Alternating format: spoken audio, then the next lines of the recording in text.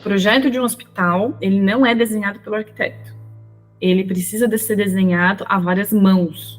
A gente precisa discutir o fluxo, como que cada equipe trabalha. Então, eu gosto de falar que a gente projeta a várias mãos. A gente pensa em acessibilidade, às vezes, só pela questão física, né? Mas que a gente tem também agora essa questão da neurodiversidade, né? Justamente por conta desses transtornos. Então, a gente precisa trabalhar o ambiente sempre pensando em todas deficiências. Para um paciente, o sono ele é fundamental. Então, quando a gente tem essa iluminação que interrompe no meio da noite, né, o paciente na hora que ele está ali no sono restaurador e aí ele tem que ligar essa luz, imagina o impacto que isso não causa. Então, a gente tem que pensar a iluminação, e isso a gente tem feito muito, de trabalhar com recursos de iluminação que a gente não acenda no teto, em cima do paciente. Eu gosto de definir a boa arquitetura como sendo uma arquitetura mais sensorial e cognitiva, onde a gente significa os espaços, explora os sentidos e provoca sensações. Olá, seja bem-vindo à segunda temporada do podcast A Experiência do Paciente da Sobresp, a Sociedade Brasileira de Experiência do Paciente e Cuidado Centrado na Pessoa.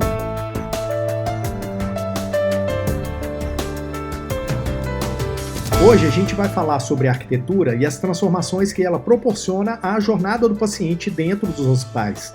E a gente quer que você descubra como os espaços que habitamos podem moldar as nossas experiências de saúde de maneiras inimagináveis. E antes de a gente começar, quem vai te dar as boas-vindas para essa segunda temporada é ela, a diretora científica da Sobresp.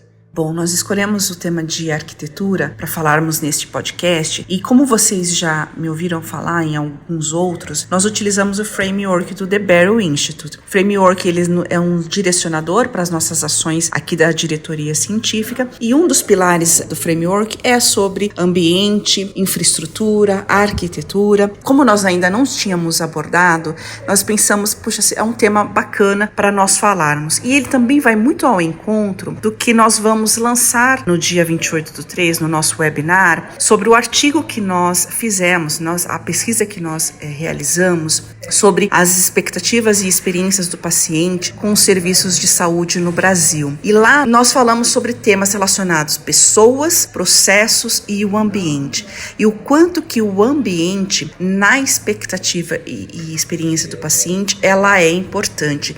Nós fizemos essa pesquisa tanto no serviço público como no serviço privado, e nós queremos trazer essa pauta para essa discussão. E aí, o quanto que o conforto físico, o quanto que a acessibilidade, o quanto que a organização do ambiente ela é importante para melhorar a experiência do paciente. Para isso, a gente convidou a Patrícia D'Alessandro e ela vai associar a arquitetura com a neurociência. Então, esse podcast ele está imperdível. Eu desejo que vocês aproveitem, né, entendam aí a importância de olharmos para este pilar, que é a questão do ambiente e a importância dele em melhorarmos a experiência do paciente. Agora, eu queria reforçar alguns pedidos. Primeiro, siga a Sobresp nas redes sociais. Segundo, favorita o podcast A Experiência do Paciente no seu tocador preferido. E, se você estiver ouvindo pelo Spotify, responda a enquete. Você acredita que a arquitetura hospitalar pode influenciar diretamente a recuperação e o bem-estar dos pacientes?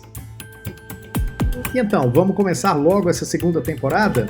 Então vem com a gente, eu sou Túlio Fonseca e é um prazer estar com você neste episódio.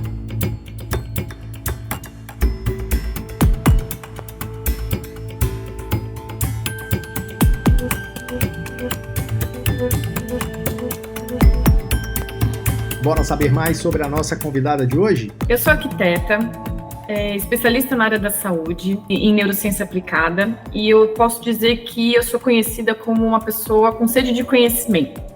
Amo estudar e praticamente já tenho aí 4 pós-graduações, não canso de ir a fundo sobre os conhecimentos na área da saúde.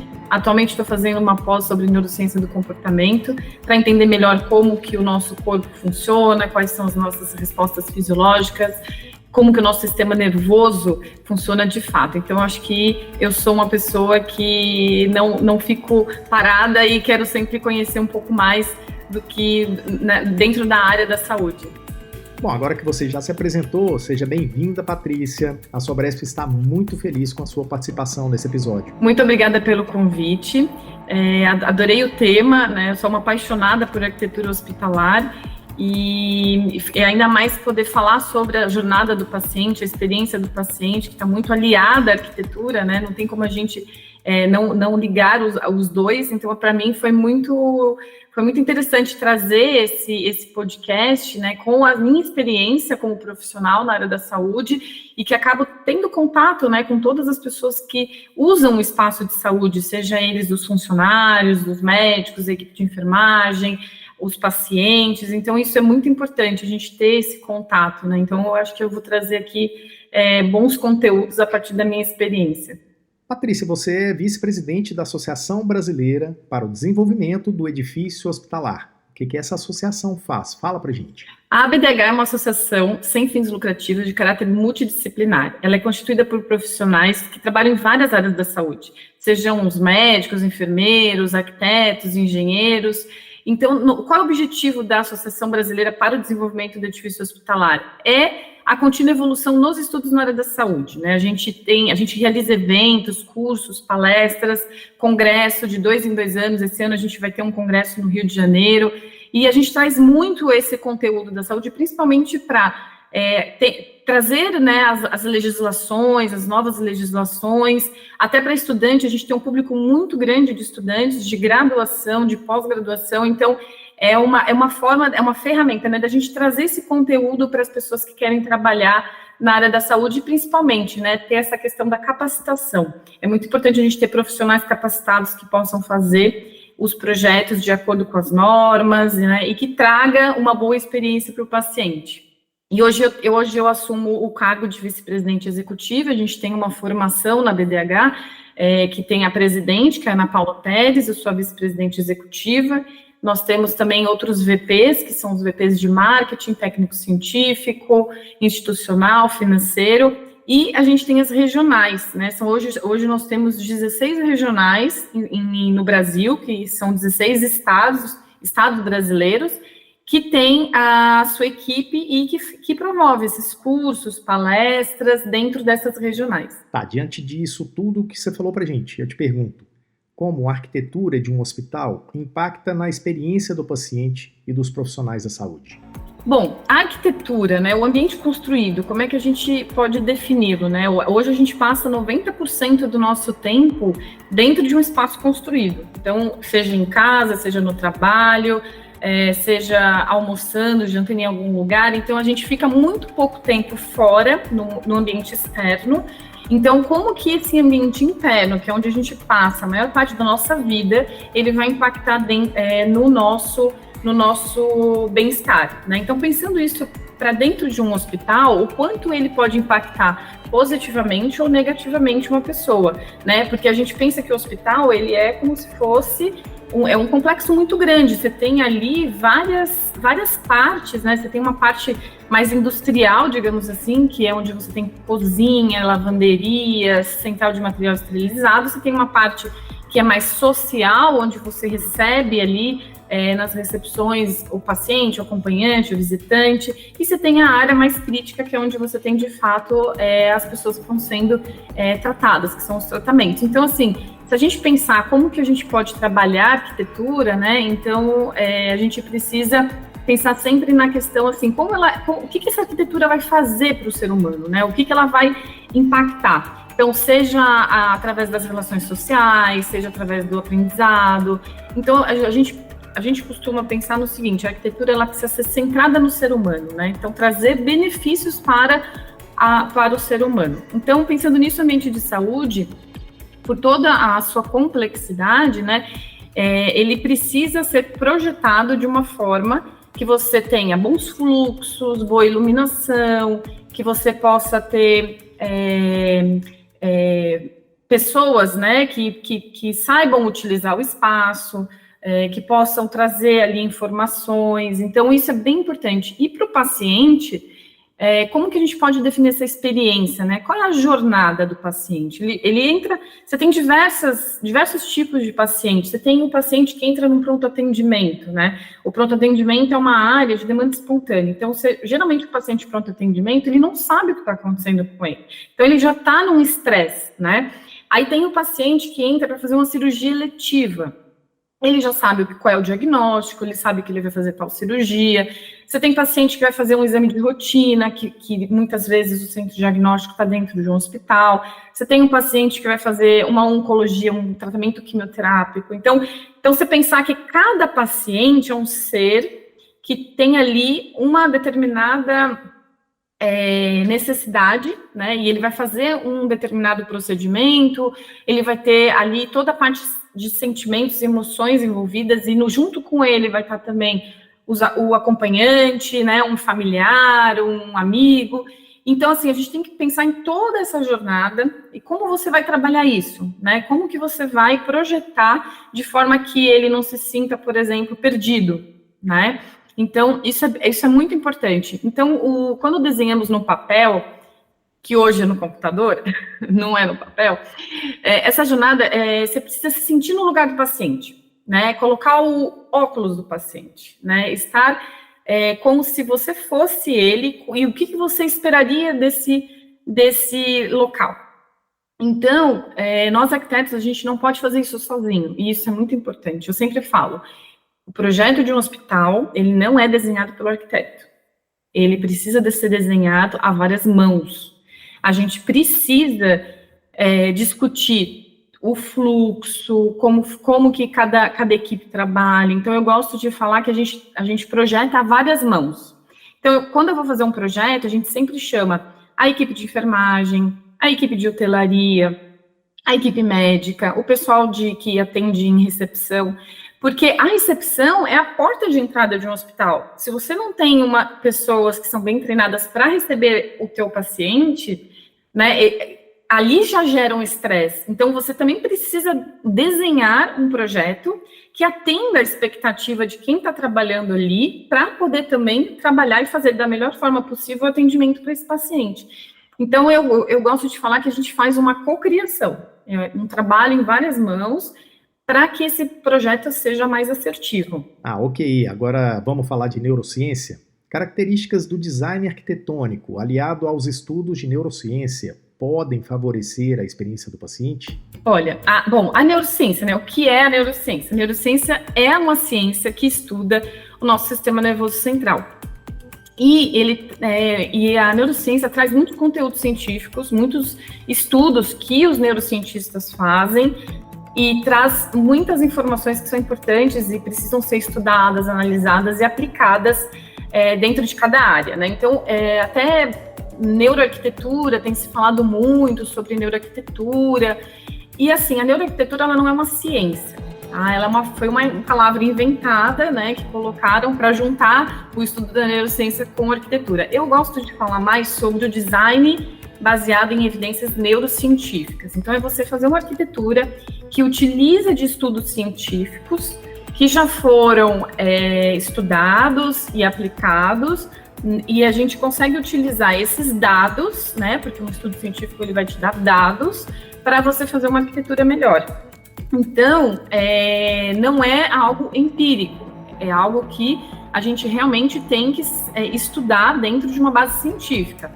Não é pegar informações que tem em blog, internet e tudo mais, é estudar artigos científicos.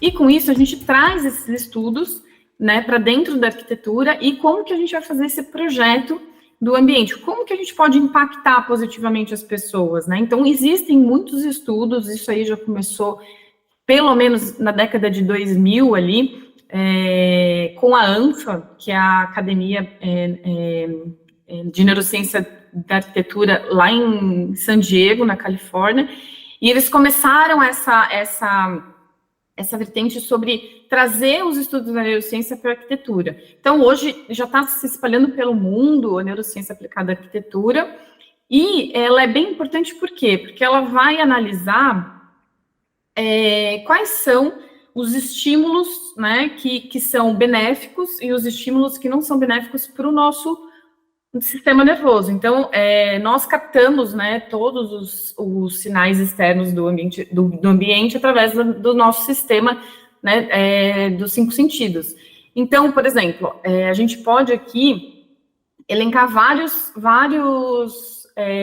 situações dentro de um hospital que pode causar estresse, através da nossa percepção dos sentidos, né? A questão do ruído, a questão do frio, às vezes é muito frio, muito gelado, você consegue sentir que o ambiente está muito gelado, a pessoa se sente incomodada, dependendo se a pessoa está com dor, ela vai sentir mais dor ainda. Então, por isso que é bem importante a gente conhecer bastante do que acontece dentro do nosso corpo, quais são as nossas respostas fisiológicas, né? E como que a gente pode pensar nessa arquitetura para que ela seja favorável. Então,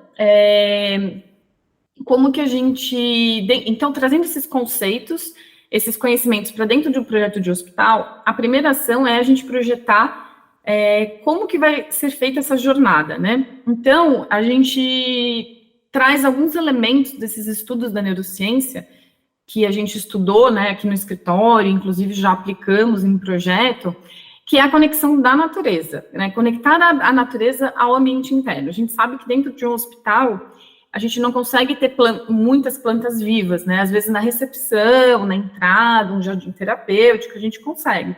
Mas em áreas mais críticas, a gente não consegue ter plantas. Então, a gente consegue simular, né? Podemos simular através de imagens impressas em parede, quadros de arte na parede. A gente já trabalhou também com backlights no teto, imitando o céu. A gente vê hoje muita tomografia, ressonância com esses backlights, para tentar tirar um pouco, né, dessas salas que são muito geladas, muito frias, e deixar a pessoa um pouco mais tranquila, né? Então, existem estudos que realmente, assim, você consegue reduzir respostas fisiológicas, assim, batimentos cardíacos, reduzir transpiração. Aí a gente tem um estudo que é muito importante, que eu gosto de trazer bastante esse estudo para as palestras que eu dou e também para o pessoal aqui no escritório, né? O Roger Ulrich, ele é um arquiteto, pesquisador, professor de faculdade, e ele fez vários estudos nessa área, principalmente na área de design biofílico, e ele trouxe um estudo muito interessante, isso foi em 1972, então para você ver como é bem antigo, né, bem antes de quando começou a se falar em neuroarquitetura, de pacientes que fizeram cirurgias, e no pós-cirúrgico, ele separou dois grupos de paciente. Um grupo foi para quartos que tinha vista para a natureza, e o outro grupo foi para quartos que tinha vista para o muro do vizinho, era um muro de tijolo. E aí eram os pacientes que tinham feito o mesmo tipo de cirurgia, né? Então eles tinham as mesmas condições clínicas, digamos assim, e aí eles fizeram um levantamento de quanto tempo eles ficaram internados ali, após essa cirurgia. E também eles começaram, e também fizeram todas as medições, né, de medições fisiológicas, de uso de medicação, e o que eles viram? Que os pacientes que ficaram com janelas com vista para a natureza tiveram uma recuperação mais rápida do que os que ficaram com uma vista para o muro, usaram menos analgésico, e saíram mais rápido do hospital. Então, para você ver como também a questão do ambiente, ele pode ajudar a minimizar o impacto, né, do paciente dentro, né, dentro do hospital, e ao mesmo tempo na recuperação, né? Então, você consegue, porque assim, quando você está muito estressado, o que você faz? Você vai procurar algo que vai te aliviar o estresse. Então, ter contato com a natureza te alivia o estresse, e isso é bem importante. Então, quando você está numa cama de hospital, né, então ali esse contato com a natureza, ele te dá essa flexibilidade, né, de você conseguir sair um pouco daquele momento, assim, de dor, e você consegue relaxar, né, então a recuperação fica melhor. Outro aspecto que a gente gosta também de trazer dentro da neurociência, e isso é muito importante, porque tem tudo a ver com o nosso ciclo do sono, né? Então, a questão da iluminação. E assim, quando a gente começa a estudar sobre iluminação, e é uma das coisas que eu me apaixonei dentro da neurociência, que é a iluminação integrativa, é da gente estudar a luz, né? O equilíbrio, e utilizar essa luz dentro do ambiente construído, que é o equilíbrio entre a luz natural e a luz artificial, né? Porque a gente sabe, a gente precisa de luz artificial, mesmo de dia, né? Mesmo que a gente tenha amplas janelas e tudo mais, a gente precisa garantir pela norma a quantidade de lux e tudo mais. Então, como que a gente pode trabalhar essa iluminação para que ela não seja que ela possa atrapalhar, né, na recuperação do paciente, mas que ao mesmo tempo ela possa ajudar. Então, quando a gente tem uma iluminação natural muito grande, assim, né, de manhã, por exemplo, é importante a exposição do paciente com essa iluminação natural, com janelas. Por quê? Porque é de manhã que a gente tem a liberação do cortisol, que é o hormônio que é um hormônio do estresse, mas que a gente não pode achar que o estresse é ruim. Nós precisamos de estresse no nosso corpo, senão a gente não conseguiria viver. Então, é diferente de quando a gente fala assim, estou estressado, estou com muito cortisol. Não, a gente precisa do cortisol de manhã, senão a gente não levanta da cama, senão a gente não come, a gente não faz atividade, a gente precisa dele. Então é bem importante, sempre quando a gente tiver pacientes, por exemplo, internação, UTI, a gente sabe que por legislação tem que ter janela. Porém, a gente já aconteceu de eu fazer visita em hospital e ver que tem uma janelinha pequenininha, ou a UTI tem uma janela super pequenininha que o paciente nem consegue ver se é de dia ou se é de noite. Então, esse contato com a iluminação natural é super importante, a gente regula o nosso ciclo circadiano. E à noite, essa iluminação artificial, ela pode ser prejudicial, porque à noite a gente produz a melatonina, que é o nosso hormônio do sono. E a gente precisa da melatonina, né? Então eu gosto de trazer assim, a gente precisa ter um conhecimento mais científico sobre de como que a luz interfere no nosso sistema nervoso, como que interfere na nossa produção hormonal. E isso eu também falo em relação também aos profissionais de enfermagem e médicos que ficam de plantão, que trabalham de madrugada, que se privam do sono, né? Então, assim, essa luz que fica artificial neles, elas também é prejudicial, né? Você passar a noite sem dormir e também exposto à luz azul é muito prejudicial, né? Então, a gente também, por exemplo, a gente trabalha com iluminação que simula o ciclo circadiano, então você consegue trabalhar com iluminação através da automação, que de manhã até mais ou menos meados da tarde, você tem uma iluminação que é mais branca, e quando vai escurecendo, entardecendo, você trabalha com uma iluminação mais amarelada. Ela simula, né, o nascer do sol e o pôr do sol. Então, quando chega de noite, você já está com uma luz um pouco mais fraca, uma luz um pouco mais amarelada, e aí isso também beneficia quem está trabalhando com uma iluminação artificial durante a noite. Então, isso é bem importante. Além da iluminação, tem um outro aspecto que a gente também considera, né, dentro dos estudos da neurociência, desse impacto que tem o ambiente em relação ao nosso sistema nervoso, é o conforto acústico, né? Eu tinha falado recentemente sobre isso, de barulhos, ruídos, né? Mas, por exemplo, dentro de leitos de UTI, hoje é difícil você ver salões de UTI, exceto em hospitais mais antigos, né? Mas se você for ver um novo projeto de UTI, é muito difícil você ver salões abertos, com os leitos sem nenhuma divisória. Por quê? Porque é uma experiência ruim para o paciente, né? Tem muitos pacientes em UTI que não estão em coma, não estão entubados, eles estão acordados. E quando você fica no salão aberto, você escuta muitos ruídos de equipamento, você escuta conversas, é muito movimento, porque você está o tempo todo ali com a equipe, né? A equipe não é reduzida que nem na internação, a equipe ela tem que ser 100% na UTI. Então, a gente consegue ver isso através também da escuta ativa, né, em relação aos funcionários que trabalham em UTI e passam essa informação para a gente, como o próprio paciente também passa essa informação, né? Ou alguém teve alguém da família que ficou na UTI. Então, assim, o que a gente tem feito? Individualização dos boxes de UTI. Você consegue reduzir o barulho. Tem estudos científicos, por exemplo, que comprovam que pacientes que estão em coma também escutam. E isso também pode atrapalhar, né, a recuperação. Eles também escutam. Então, e aí tem várias outras coisas. Tem, além de ruídos, né, a gente tem também a questão de cheiros também, né? Então, tem cheiros que são desagradáveis. Tem gente que fala assim, nossa, isso aqui tem cheiro de hospital, né?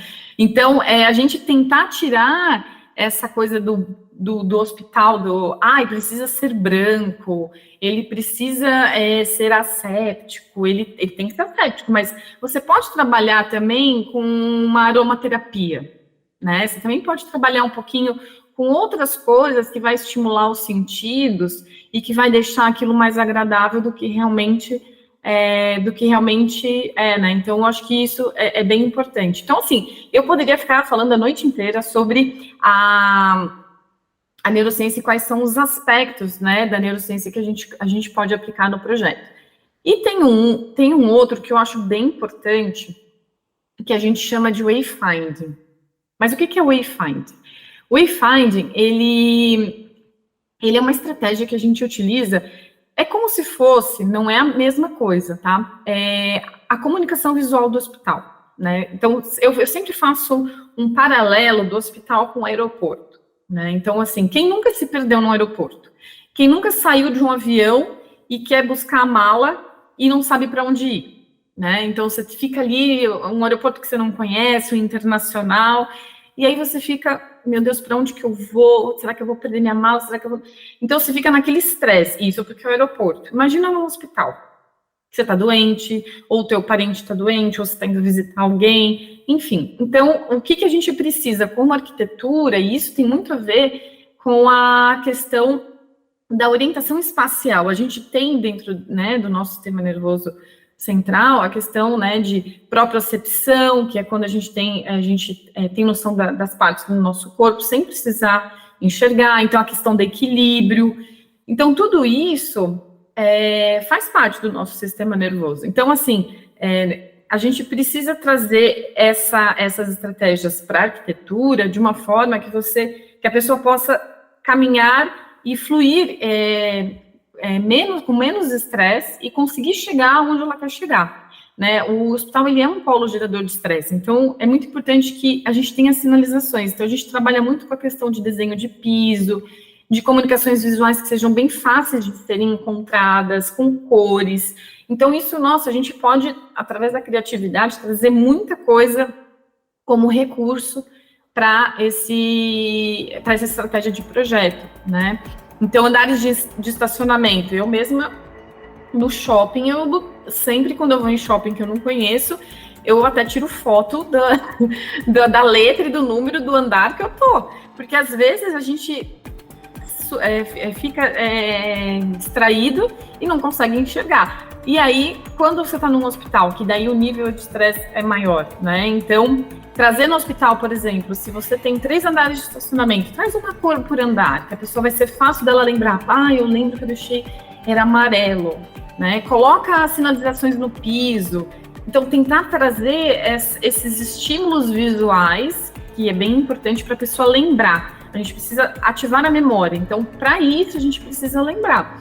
Então, esses estímulos, eles vão ajudar bastante a pessoa a caminhar pelo hospital com mais tranquilidade. Bom, enquanto você estava aí falando, eu estava aqui me perguntando, e para hospitais com recursos limitados, é possível a eles fazer algo disso? Olha, sim, é possível, porque, por exemplo, você pode se conectar à natureza, vamos supor, um backlight que a gente coloca no teto, com iluminação, é caro. Mas a gente pode, por exemplo, trazer texturas da natureza. Eu posso trazer um MDF madeirado, eu posso trazer cores, né? Trazer cores mais nos tons pastéis. Eu posso trazer iluminação natural, né? Isso é fácil de fazer, não é difícil, você não gasta nem luz, né? Trazendo janela, iluminação, ventilação. A gente também trabalha com projetos de hospitais com menos recursos, E a gente consegue, através desses materiais, trazer essa questão da ambientação, né? A comunicação visual, ela não precisa ser muito cara, né? É tudo uma questão de estratégia.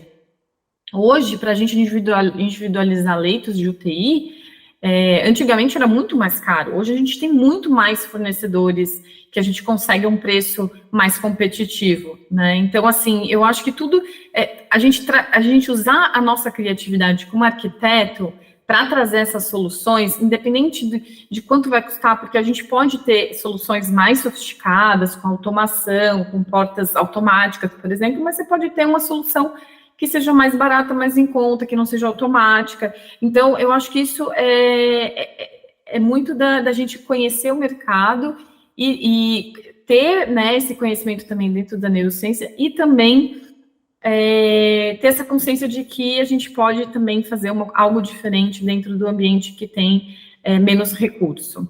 Patrícia, e qual é o papel da arquitetura na criação de ambientes inclusivos e acessíveis para todos? A arquitetura, ela precisa ser para todo mundo, né? Então, a gente não pode excluir ninguém e nem segregar as pessoas. Eu acredito numa arquitetura universal que deve ser pensada em todas as pessoas. Hoje se fala muito sobre a neurodiversidade, né? Que é algo realmente muito novo. O ambiente para um neurodiverso, ele é muito estressante. A neurodiversidade é um conceito que promove a ideia de que somos todos diferentes, inclusive em nosso funcionamento neurocognitivo. E tem pessoas que apresentam um funcionamento diferente do que é conhecido como padrão. Então, o autismo, por exemplo, que foi considerado, para efeitos legais, uma deficiência, pois pode ser classificado pela limitação física, intelectual e sensorial. Então, no projeto, considerando a neurodiversidade, por exemplo, a gente não pode usar muitos estímulos visuais. Nós fazemos muitas clínicas para pacientes com transtorno do espectro autista, né? Então, uma das primeiras coisas que vieram para nós foi não podemos trabalhar essa clínica com muitas cores saturadas, porque esses estímulos atrapalham, né, e promovem reações, estresse, enfim, nesse tipo de paciente. Então, a gente pensa em acessibilidade, às vezes, só pela questão física, né, mas que a gente tem também agora essa questão da neurodiversidade, né, justamente por conta desses transtornos. Então, a gente precisa trabalhar o ambiente sempre pensando em todas deficiências. O TEA, por exemplo, ele entrou dentro da área de deficiência, porque dependendo do grau, ele pode ter uma limitação física, uma limitação intelectual, uma limitação sensorial. Então, a gente precisa trabalhar a arquitetura de uma forma que ela atenda todos, né? E não só, por exemplo, eu preciso fazer um banheiro para cadeirante. Eu preciso fazer um espaço que caiba a cadeira de rodas, ou que tenha o giro da cadeira de rodas. Não, a gente tem aqui, tem que pensar em várias pessoas com várias deficiências, né? A deficiência visual, a deficiência cognitiva, a questão também de pessoas com deficiência auditiva, enfim. Então, sempre pensando em trazer não só a norma, né, de acessibilidade, mas como que a gente pode explorar o ambiente. Então, eu gosto de trazer, assim, que a melhor forma de explorar o ambiente para que ele seja agradável, primeiro, conectar com a natureza, então trazer elementos da natureza, seja através de painéis, de plotagem, de papel de parede, isso é muito legal, as pessoas gostam muito. A iluminação natural, e também trazer essas cores que não sejam tão saturadas. Então, trabalhar com tons pastéis, com certeza você não vai errar.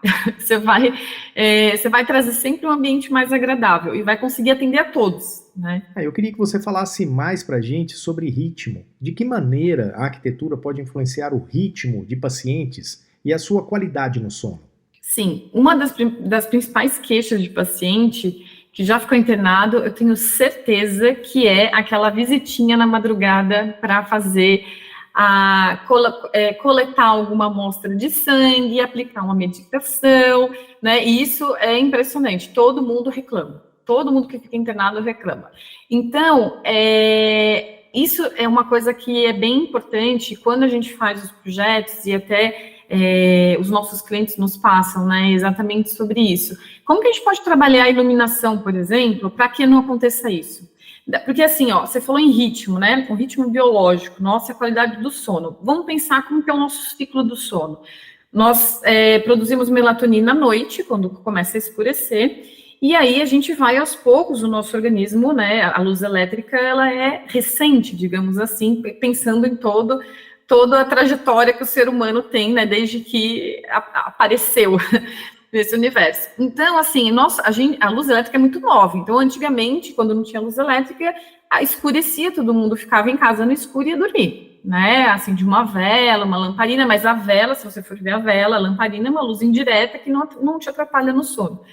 Agora, com a luz elétrica, a gente tende a dormir mais tarde, né? Então, tem as pessoas que gostam de dormir até as 10, 11, e tem as pessoas que vão dormir meia-noite, 1 hora. Então, você imagina quanto isso influencia no ciclo do sono. Então, a tua melatonina está ali produzindo para você poder dormir, e você está ali acordado com a luz no seu sistema visual. E o que acontece? No caso do paciente, se ele não dorme, ou se ele é acordado durante a madrugada, isso prejudica a recuperação dele. Então, o correto seria a gente dormir por volta, né, ali das 9, 10 horas da noite, ter as 7 horas de sono, que é o período que a gente precisa para passar 4 vezes pelo nosso ciclo do sono, e ao acordar, aí a gente ter exposição à luz do dia, e aí a gente conseguir ter aí a produção de cortisol. Isso tudo, o que acontece? A gente consegue ter um metabolismo equilibrado, a gente consegue ter um organismo que está em homeostase, que está equilibrado, então você consegue ter uma boa recuperação. Para um paciente, o sono, ele é fundamental. Então, quando a gente tem essa iluminação que interrompe no meio da noite, né, o paciente na hora que ele está ali no sono restaurador, e aí ele tem que ligar essa luz, imagina o impacto que isso não causa. Então, a gente tem que pensar a iluminação, e isso a gente tem feito muito, de trabalhar com recursos de iluminação que a gente não acenda no teto, em cima do paciente.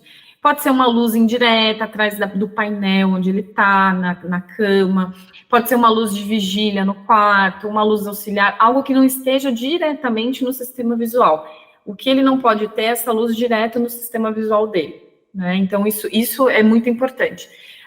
Uma das coisas que também a gente utiliza é ter uma iluminação indireta no quarto de rodapé, assim, mas que a gente possa mapear o quarto. Então, a gente fez num hospital recentemente, a gente colocou perfil de LED em volta do quarto, como se fosse o caminho que vai até o banheiro, porque ele pode ficar ligado durante a noite, não vai atrapalhar o sono, né, não vai interromper. E ele consegue, por exemplo, se ele acordar e esse quarto vai estar mapeado, ele não precisa ligar a luz do quarto, então ele consegue ir até o banheiro. E no banheiro, a gente não acende a luz do teto, para essa luz não entrar no nosso olho. A gente coloca o primeiro interruptor que vem na hora que você entra no banheiro, o primeiro interruptor, ele liga uma luz indireta, que também não está sendo visto pelo sistema visual diretamente. E aí ele só vai ligar a luz do teto se ele quiser, né, mais iluminação, numa outra parede. Então, a primeira que ele vai ligar vai ser uma luz indireta. Então, ele consegue fazer as atividades, porque daí no banheiro ele não vai precisar de precisão, ele só vai precisar enxergar onde está o vaso, a pia, e aí ele não tem essa introdução de luz direta durante a madrugada, né? Durante o dia ele pode ligar, não tem problema, mas isso é uma preocupação muito importante, porque o sono, ele é muito importante, principalmente dentro de hospital, né? Então, paciente de UTI, imagina, mesmo que ele está ali, né, dentro da UTI, às vezes em salão, pode até estar desligado a luz do teto dele, mas a luz do corredor não, aí aquela luz também vai atrapalhar. Então, se você individualiza o quarto, o box, mesmo que tenha vidro, você pode baixar a persiana, você pode fazer alguma coisa que reduza a iluminação para esse paciente que está na UTI também. Então, é muito importante ter esse cuidado da iluminação artificial, do procedimento, então, né, e é uma questão de hábito também, né, de você treinar a equipe de enfermagem e treinar a equipe que vai estar lá para não acender a luz em cima do paciente. Agora há pouco a gente falou sobre questões de recursos, aplicabilidade, coisas nesse sentido. E aí eu provoco aqui, às vezes, o hospital até providencia o recurso e consegue implantar uma iluminação como essa, mas o profissional de saúde que trabalha no hospital não sabe usar. Ou seja, Não valeu nada o esforço, né? Bom, vamos em frente. Me fala uma coisa, como é que a arquitetura pode contribuir para uma experiência mais sustentável no ambiente de saúde? Bom, a sustentabilidade precisa ser definida como um tripé, né? Eu gosto de separar ela em 3 partes: socialmente justa, ambientalmente responsável e financeiramente viável. Dentro do aspecto social, eu considero que a arquitetura ela tem que favorecer o bem-estar humano, atendendo às necessidades físicas e psicológicas, e proporcionando um ambiente favorável ao exercício das suas funções. As pessoas precisam estar satisfeitas em realizar as suas atividades dentro desse espaço. No aspecto ambiental, mais do que ser ecológico, reciclável e ter padrões de consumo sem desperdícios, eu acho que a gente tem que pensar sempre na questão dos recursos, né? Então, o uso racional de água, de energia, né? Quando a gente considera ali as questões de vedações, de janelas, de vidro, isso tudo influencia muito no aspecto ambiental, porque a gente usa menos ar-condicionado, né? E usa mais a ventilação natural. Então, acho que isso é bem importante. E tem uma outra coisa que a gente precisa tomar muito cuidado quando a gente escolhe os materiais de acabamento, né? A gente sabe que hoje tem os selos de certificação para edificação sustentável, que tem que seguir um determinado critério e tal. E a gente tem que pensar muito bem quando a gente escolhe esses acabamentos. Produtos, por exemplo, que sejam cradle to cradle, né? Que é do berço ao berço, então ele tem uma economia circular. Produtos que deem menos manutenção, porque não adianta também a gente colocar algo que seja um material que é da moda e todo mundo está usando e de repente ele dá muita manutenção, é difícil de higienizar, aí você tem que fazer uma reforma, aí você tem que tirar aquele produto aí, ou aquele revestimento. Então tem que pensar muito nisso. E uma das coisas que a gente gosta muito de fazer com os clientes, e eu acho que isso é bem importante, é levar as amostras para eles, em tamanho um pouquinho maior, e eles testarem, né? Tanto com o pessoal da limpeza, principalmente o pessoal da limpeza, eles testarem os acabamentos, para ver se eles resistem mesmo ao uso contínuo, né? Então, quando tem um hospital já solidificado, que vai fazer uma reforma, eu acho que vale a pena fazer isso. E pensar muito na questão também dos resíduos, né? Porque o hospital, ele é um polo gerador de resíduos muito grande. Então, a gente precisa ter um programa de gestão muito bom e responsável. Então, dentro do aspecto ambiental, eu diria que seriam esses itens. E no aspecto econômico, a gente precisa ter uma alocação de recursos mais eficientes e investimentos constantes. Então, tanto tecnologia, então acho que é importante que a gente coloque tecnologia dentro do edifício hospitalar, que a estrutura também tenha investimento, né? Formação das equipes, eu acho que é fundamental, né? Da gente ter pessoas que sejam capacitadas para estarem ali, né? Priorizando sempre a melhoria e a qualidade do atendimento. Sejam pessoas, sejam espaços, né? A gente tem que pensar sempre como um todo, nunca só ou um ou outro. E eu queria falar sobre pandemia. A gente aprendeu alguma coisa com ela na saúde? Com certeza. Houve uma transformação muito grande na edificação de saúde, depois que veio a pandemia, né, essa última pandemia, e eu acredito que os hospitais, eles se adaptaram muito rápido, né, para poder atender a demanda. E houve também uma questão que foi bem importante as pessoas começaram a perceber como a gente precisa transformar o hospital para ele ser adaptável, né? A gente viu aí muitos pacientes não tendo leitos suficientes, ou o hospital não estava com uma configuração que pudesse atender esses pacientes, né? Então, o que eu vejo, assim, dos projetos que a gente fez pós-pandemia, muitos dos novos projetos tem sido pedido uma complexidade muito maior nos espaços, né? Então, por exemplo, antes a gente colocava ponto de hemodiálise em leitos de UTI. Hoje, muitos dos nossos clientes pedem para a gente prever, né, o ponto de hemodiálise em leitos de internação, em leitos de observação de pronto atendimento, porque numa pandemia como aconteceu a do Covid, a gente nunca sabe se né, se vai precisar novamente e vai ter um número muito grande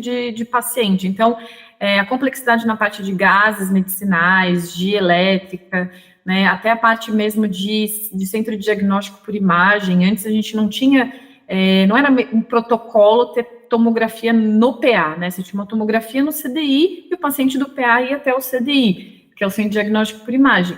Hoje, já tem clientes nossos pedindo que tenha raio-x e tomografia só para o PA, porque no momento que aconteceu a pandemia, a tomografia que estava no centro de diagnóstico, ela teve que ser isolada só para o pronto atendimento, porque todos os pacientes COVID iam para a tomografia, então o paciente que tinha que fazer um exame de tomografia eletivo, ele não conseguia, porque era o tempo todo rodando paciente de COVID na tomografia. Então, hoje então a gente já desenha um pronto atendimento, já pensando que ele tem que receber um equipamento ali que antes ele não recebia, exclusivo para ele, né? Então foram vários aprendizados. Acho que a questão também de espaços maiores, para a gente ter espaçamentos maiores em recepções, espera, né? A gente ter essas áreas mais moles, digamos assim, que a gente chama quando a gente tem áreas mais vazias, que a gente possa rapidamente mudá-las, né, e transformá-las. Então, acho que isso foi um legado tanto para a arquitetura quanto para a edificação de saúde. Bom, e para finalizar esse episódio, tem uma dinâmica nova nessa temporada. A gente vai propor uma pergunta padrão, explorando aí o tema do segundo Congresso Internacional da Sobresp. Daí eu te pergunto, Patrícia, como é que a arquitetura pode contribuir para a integração do ecossistema de saúde com foco na experiência humana? Olha, eu acredito que seja um resumo de tudo que a gente falou aqui nesse podcast, né? A arquitetura ela pode contribuir para essa integração através do design centrado nas pessoas. Então, aqui eu vou falar não só do paciente, mas de todas as pessoas que estão envolvidas dentro desse ecossistema. É um design baseado nas necessidades e conforto das pessoas, seja através do dimensionamento adequado dos espaços, a conexão com a natureza, a iluminação natural, o uso de cores, acessibilidade, acolhimento.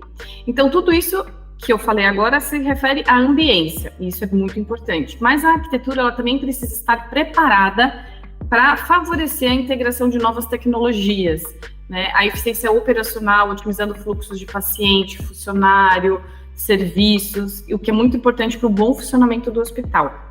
E esses aspectos combinados podem melhorar não apenas a qualidade dos cuidados de saúde, mas também a experiência geral dos pacientes, né? Pacientes, familiares, profissionais de saúde. Então, eu gosto de definir a boa arquitetura como sendo uma arquitetura mais sensorial e cognitiva, onde a gente significa os espaços, explora os sentidos e provoca sensações. Ah, muito bom, Patrícia. Bom, eu te agradeço muito em nome da Sobresp por você ter participado conosco, por ter contribuído tanto com a gente nesse episódio. Muito obrigada pelo convite. Eu adoro falar sobre arquitetura, ainda mais na área da saúde, que é a minha paixão. Então, eu fico bem feliz de poder compartilhar os meus conhecimentos, a minha experiência profissional, e isso é muito gratificante. Bom, eu não sei você, mas eu acho que a Sobresp começou a segunda temporada do podcast em grande estilo. Hoje eu conversei com a Patrícia Paiva D'Alessandro e a gente falou sobre arquitetura hospitalar e experiência do paciente. Vale lembrar que o podcast A Experiência do Paciente é uma produção da Map2B, Planejamento, Marketing e Negócios para a Sobresp. Curtiu o conteúdo de hoje? Então compartilha com as pessoas que você conhece e também com os profissionais que precisam ouvir isso. E favorita a experiência do paciente no seu tocador preferido. Obrigado por hoje, a gente vai se ver no próximo episódio com convidados e temas incríveis. Bye, bye!